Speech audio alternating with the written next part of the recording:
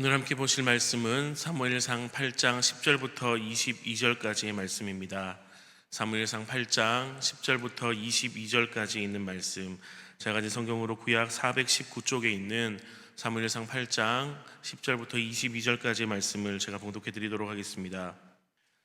사무엘이 왕을 요구하는 백성에게 여호와의 모든 말씀을 말하여 이르되 너희를 다스릴 왕의 제도는 이러하니라. 그가 너희 아들들을 데려다가 그의 병거와 말을 어거하게 하리니 그들이 그 병거 앞에서 달릴 것이며 그가 또 너희의 아들들을 천부장과 오십부장을 삼을 것이며 자기 밭을 갈게 하고 자기 추수를 하게 할 것이며 자기 무기와 병거의 장비도 만들게 할 것이며 그가 또 너희의 딸들을 데려다가 향료 만드는 자와 요리하는 자와 떡 굽는 자로 삼을 것이며 그가 또 너희의 밭과 포도원과 감람원에서 제일 좋은 것을 가져다가 자기의 신하들에게 줄 것이며 그가 또 너희의 곡식과 포도원의 소산의 11조를 거두어 자기의 관리와 신하에게 줄 것이며 그가 또 너희의 노비와 가장 아름다운 소년과 나귀들을 끌어다가 자기 일을 시킬 것이며 너희의 양떼의 10분의 1을 거두어 가리니 너희가 그의 종이 될 것이라. 그날에 너희는 너희가 택한 왕으로 말미암아 부르짖되 그날에 여호와께서 너희에게 응답하지 아니하시리라 하니 백성이 사무엘의 말 듣기를 거절하여 이르되 아니로소이다. 우리도 우리 왕이 있어야 하리니 우리도 다른 나라들 같이 되어 우리의 왕이 우리를 다스리며 우리 앞에 나가서 우리의 싸움을 싸워야 할 것이니이다 하는지라. 사무엘이 백성의 말을 다 듣고 여호와께 아뢰매 여호와께서 사무엘에게 이르시되 그들의 말을 들어 왕을 세우라 하시니 사무엘이 이스라엘 사람들에게 이르되 너희는 각기 성읍으로 돌아가라 하니라. 아멘.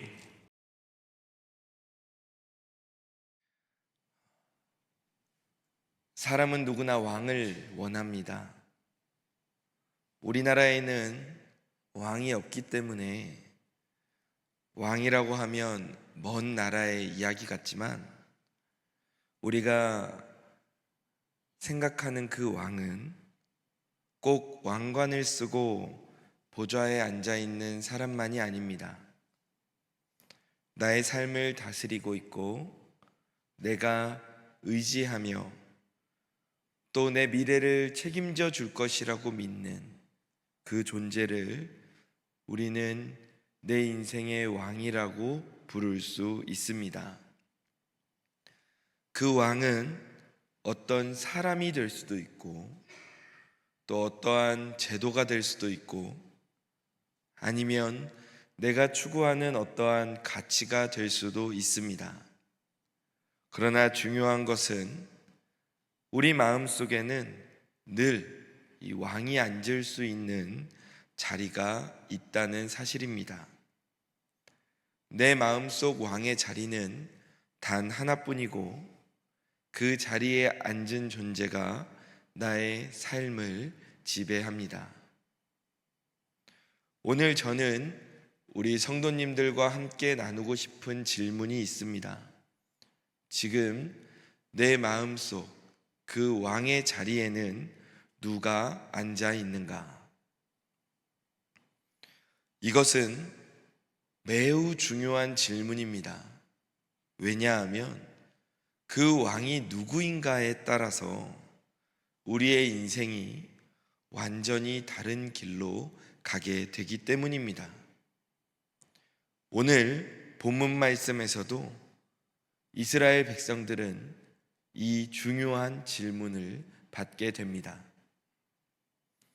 오늘 말씀에 앞선 사무엘상 8장 5절 말씀을 보면 이스라엘 백성들이 사무엘에게 나와 이렇게 요구합니다.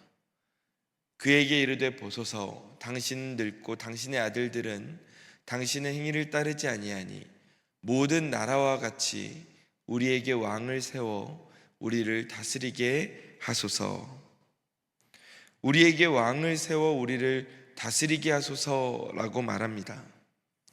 이들이 이렇게 사무엘에게 와서 왕을 요구했던 이유가 무엇입니까? 오늘 본문 20절을 보면 그 이유가 나와 있습니다. 우리도 다른 나라들 같이 되어 라고 말합니다. 왕을 세워달라는 이유가 다른 나라들과 같이 되기 위함이다 라고 말합니다. 그러면서 우리의 왕이 우리를 다스리고 우리 앞에 나가서 우리의 싸움을 싸워주기를 원한다 라고 말합니다. 그러니까 이방 민족 나라들처럼 자신들에게 위기가 닥치면 다른 민족들이 쳐들어오면 앞장서서 싸워줄 그런 왕을 원했던 것입니다. 전쟁터에서 깃발을 들고 선두에 서는 왕, 국가를 대표하여 그들을 보호하는 왕, 정치적으로 군사적으로 안정감을 주는 그러한 왕을 이스라엘 백성들은 원했습니다. 그런데 지금 이 이스라엘의 요구는 사실 말이 되지 않습니다. 왜냐하면 이스라엘에는 이미 진정한 왕이 계셨기 때문입니다.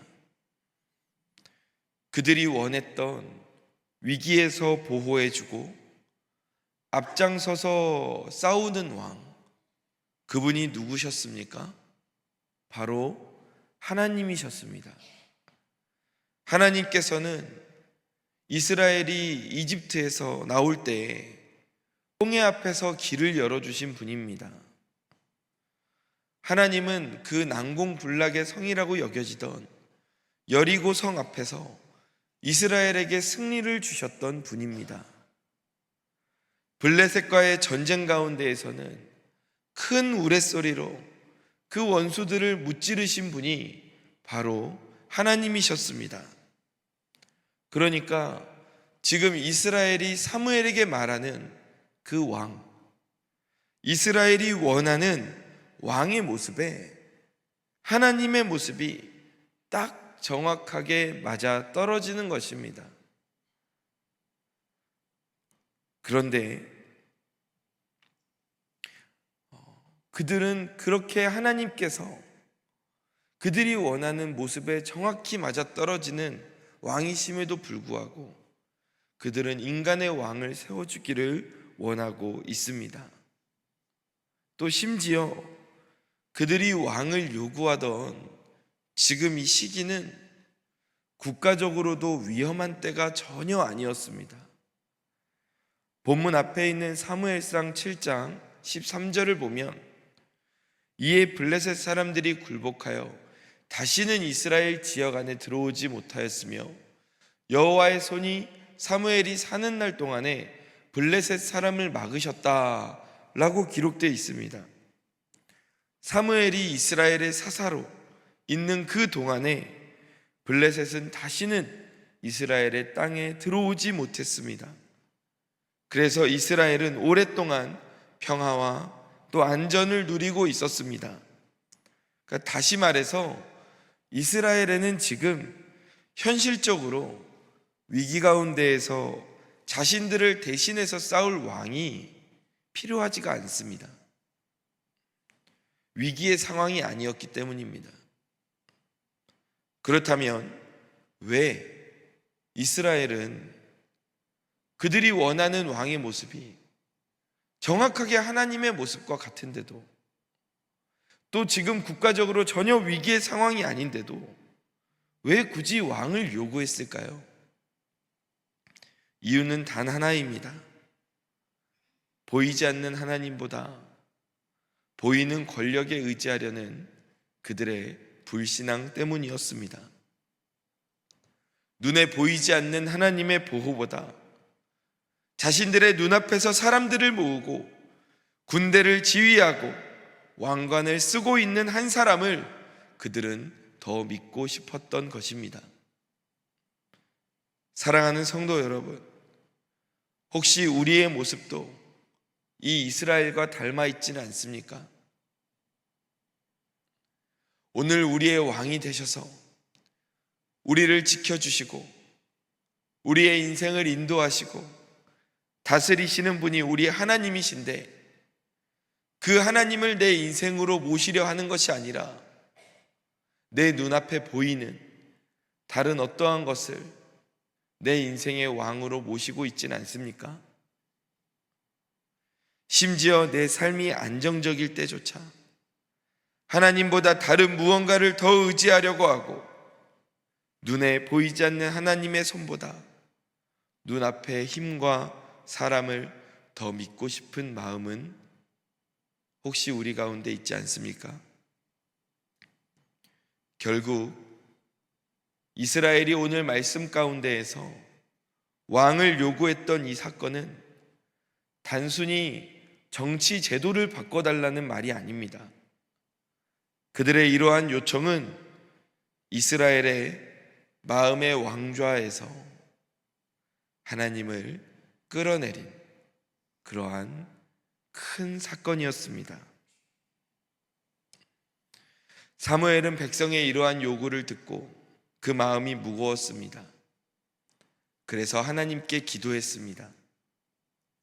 그러자 하나님께서는 사무엘에게 너는 가서 이스라엘에게 왕을 세우게 되면 어떤 일이 일어나게 될지 분명하게 알려줘라 라고 말씀하십니다. 그래서 사무엘이 이스라엘에게 가서 사람의 왕을 세우면, 인간의 왕을 세우면 어떠한 일이 일어나게 될 것인가 그대로 전하기 시작합니다.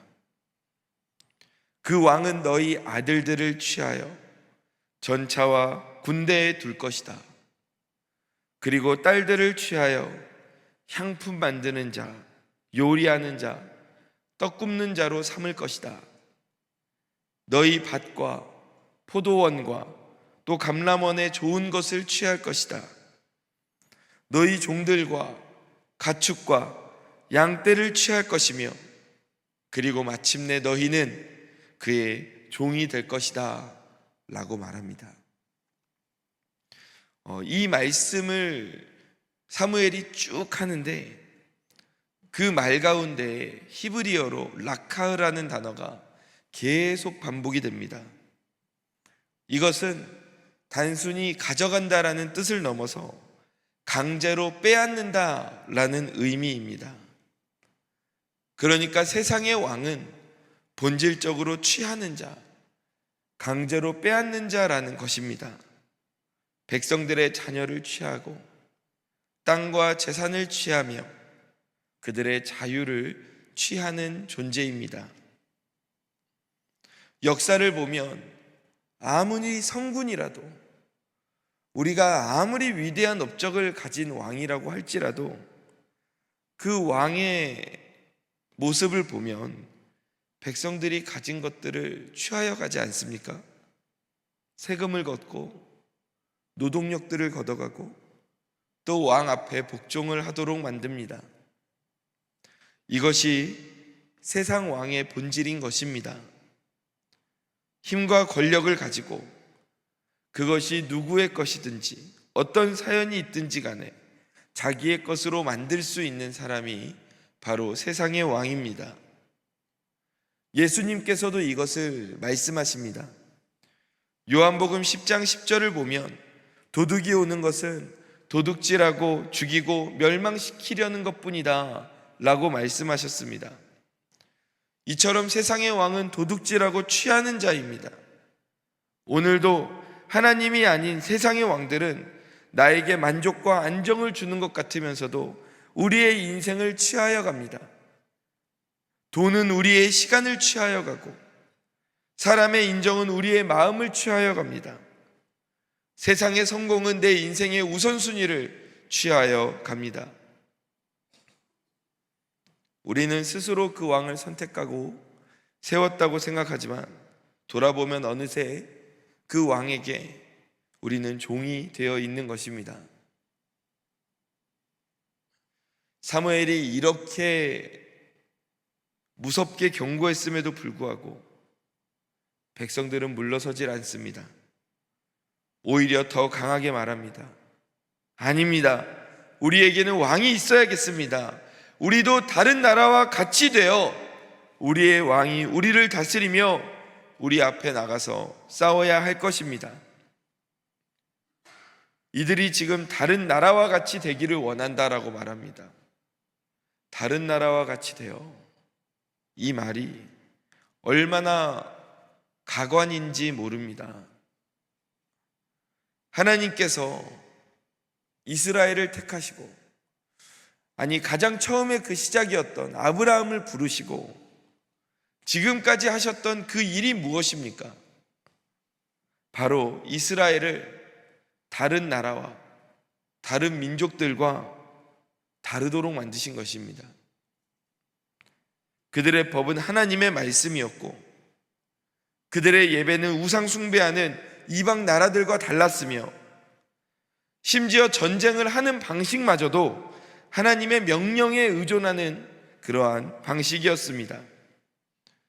하나님께서는 그 차별성을 통해서 이스라엘을 하나님의 백성답게 세워 가셨습니다. 그런데 이스라엘은 그 차별성을 감사하고 받아들이는 것이 아니라 오히려 불편해했던 것 같습니다.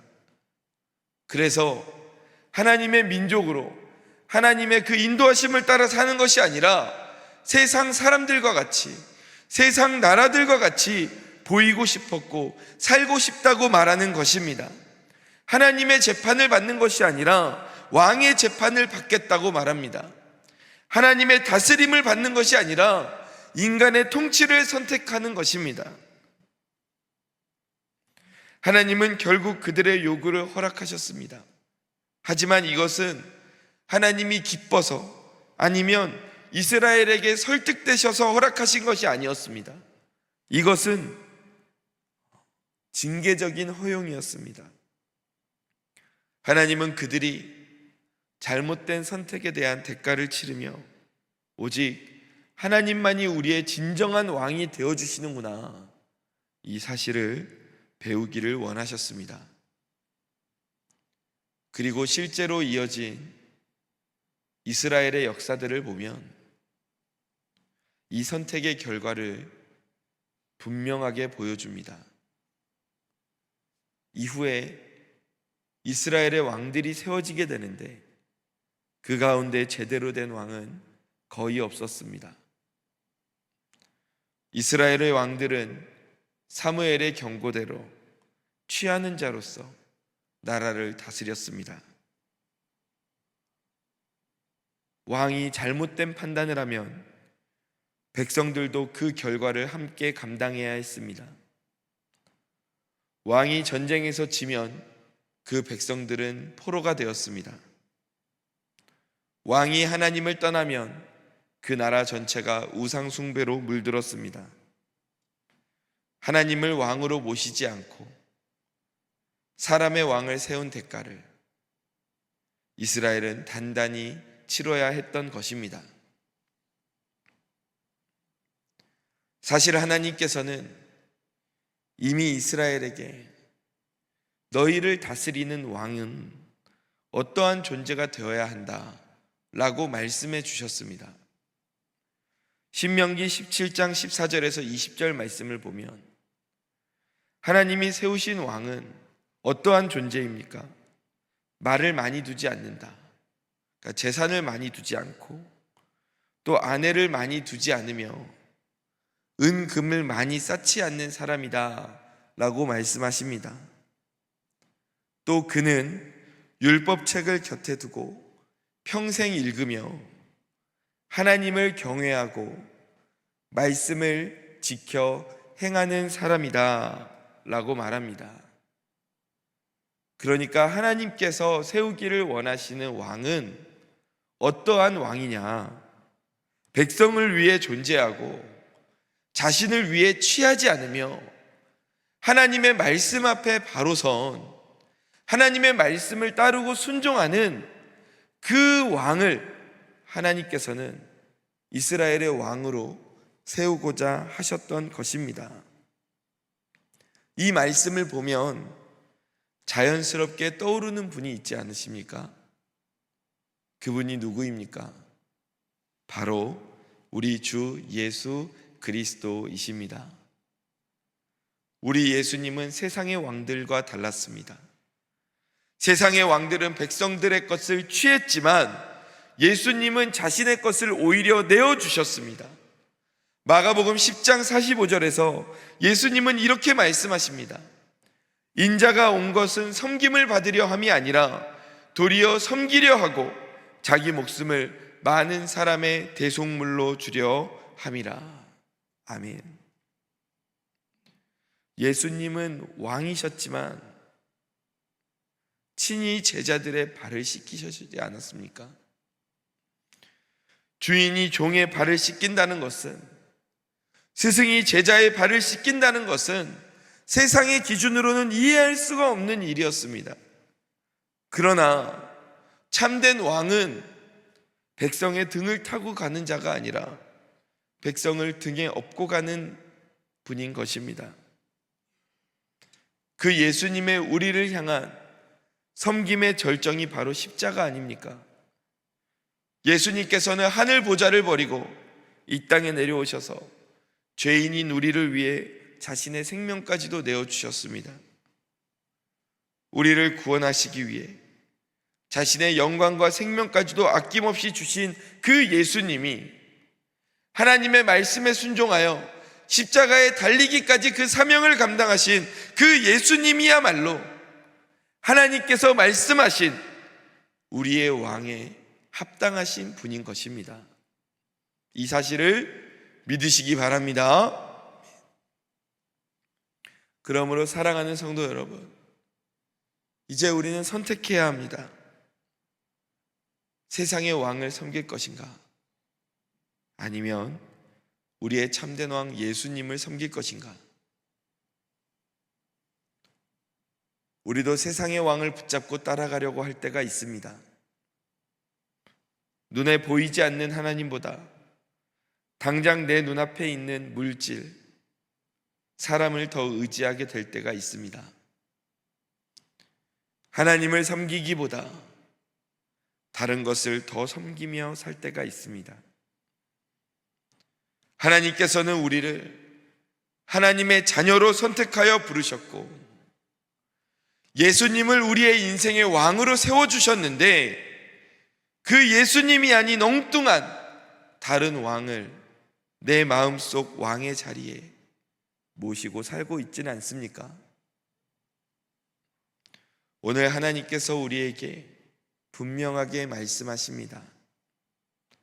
세상의 왕은 취하는 왕이어서 결국 우리를 종으로 만듭니다. 그러나 예수님은 우리에게 내어주시는 섬김의 왕이심을 기억하시기 바랍니다. 자신의 모든 것, 심지어 목숨까지도 내어주신 예수님은 오늘 우리를 진정으로 자유케 하십니다. 그러므로 왕이신 예수님께 순종하며 우리가 살 때, 그 예수님을 우리 마음의 왕의 자리에 모시고 살 때에 우리는 그분의 다스림 속에서 보호받고 인도받고 영원한 생명을 누리게 될 줄 믿습니다. 이 사실을 믿으며 나아가는 저와 성도님들 되시기를 주님의 이름으로 간절히 축원합니다. 우리는 세상과 구별된 하나님의 자녀들입니다.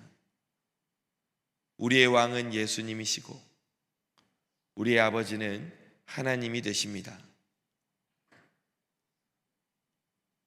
혹시 우리 마음속에 하나님을 왕으로 모시고 사는 것이 불편하게 느껴질 때가 있지 않습니까? 보이지 않는 하나님보다 눈에 보이는 힘과 사람, 세상의 제도가 더 믿음직해 보일 때가 있지 않습니까? 직장에서 인정받고 싶은 마음에 또 우리의 편리를 따라서 신앙의 원칙을 내려놓을 때가 있지 않습니까? 그러나 우리의 인생의 왕을 하나님이 아닌 다른 것으로 세우면 우리는 이스라엘이 걸었던 그 길을 그대로 따라가게 됩니다. 하나님보다 세상의 가치를 왕으로 삼으면 그 가치가 우리를 다스립니다. 돈을 왕으로 삼으면 우리는 돈의 종이 됩니다. 사람의 인정을 왕으로 삼으면 우리는 그 인정에 매여 살게 됩니다. 그리고 그 결과는 이스라엘이 겪었던 것처럼 고난과 실망, 그리고 더 깊은 영적 빈곤함입니다.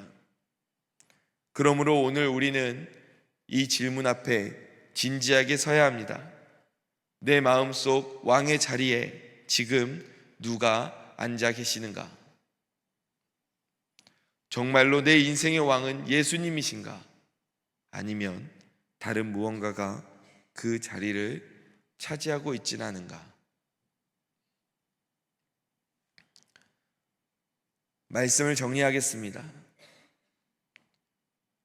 이스라엘이 왕을 세워달라고 할 때 하나님께서 이스라엘에게 왕을 허락하신 것은 그들을 사랑하지 않아서가 아니었습니다.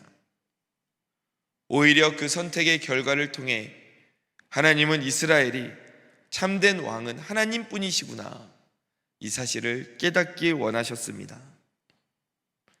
우리의 참된 왕 예수님은 취하는 왕이 아니라, 빼앗아 가시는 분이 아니라 우리에게 내어주시는 왕입니다. 십자가에서 자신의 생명까지 주신 그분이 바로 우리의 왕이십니다. 그러므로 우리가 해야 할 일은 분명합니다. 내 마음의 왕좌를 우리는 예수님께 드려야 하는 것입니다. 예수님께 내 삶의 주권을 드릴 때 그분은 우리를 종으로 만들지 않으시고 참된 자유와 평안을 허락해 주십니다. 그분은 우리를 다스리시되 사랑으로 다스리십니다. 우리의 필요를 채우시고 우리를 인도하시며 우리를 끝까지 지키시는 줄 믿으시기 바랍니다. 예수님이 제자들의 발을 씻기실 때 그 손에는 왕의 지팡이도 그리고 군대도 없었습니다. 대신 그 손에는 종의 수건과 물대야가 있었습니다. 그것이 우리의 왕이신 예수님의 모습입니다. 세상 왕은 백성들의 등을 타고 간다 하지만 예수님은 그 백성을 예수님의 등에 업고 가십니다. 세상의 왕은 빼앗지만 예수님은 우리에게 주십니다. 그러므로 세상의 왕을 내려놓고 오늘 이 시간 예수님을 우리의 왕으로 모시고 살기를 원합니다. 주님, 제 마음의 왕좌를 주님께 올려드립니다. 주님만이 저의 왕이십니다. 왕이신 나의 하나님, 내가 주를 섬기고 영원히 주의 이름을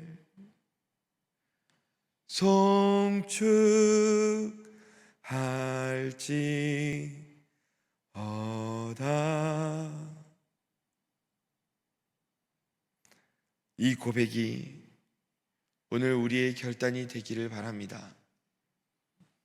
주님이 우리의 왕이 되셔서 영원히 우리의 왕이 되시고 다스리시며 우리의 인생을 지키실 줄 믿습니다. 세상의 왕이 결코 우리를 지켜주지 못합니다. 물질이 우리 인생 지켜주지 못합니다. 사람들이 내 인생 지키지 못합니다. 오직 하나님만이 우리를 지키실 수 있는 분입니다. 우리의 인생의 방향을 바꿔 오직 예수님만을 내 인생의 왕으로 모시고 사십시오. 그 가운데 하나님의 인도하심을 누리는 저와 성도님들 되시기를 주님의 이름으로 간절히 축원합니다. 기도하겠습니다. 하나님, 지금 내 인생의 그 중심에, 내 마음의 중심에 있는 왕의 자리에 지금 누가 앉아 계십니까? 하나님께서는 우리에게 예수님을 우리의 왕으로 허락해 주셨는데 우리는 눈에 보이지 않는 하나님의 통치보다 당장 내 눈앞에 능력 있는 것 같은 돈이나 사람을 붙잡고 그들을 내 인생의 왕으로 세우고 살고 있진 않았습니까? 주님, 오늘 이 시간 내 인생의 왕의 자리를 하나님께 다시 한번 온전히 올려드리기를 원합니다. 그 가운데 하나님의 인도하심이 있고 그 가운데 하나님의 통치하심이 있음을 믿습니다. 왕이신 나의 하나님, 내가 주를 높이고 영원히 주의 이름을 송축하며 살기를 원합니다. 주님 한 분만 붙잡고 살 때에 주님께서 내 인생 책임져 주실 줄 믿습니다. 그 인도하심을 누리고 경험하며 하나님 안에서 진정한 자유와 복을 누리며 살아가는 저와 모든 성도님들 되게 하여 주옵소서. 주님 감사합니다. 사랑이 많으신 예수님의 이름으로 기도드립니다. 아멘.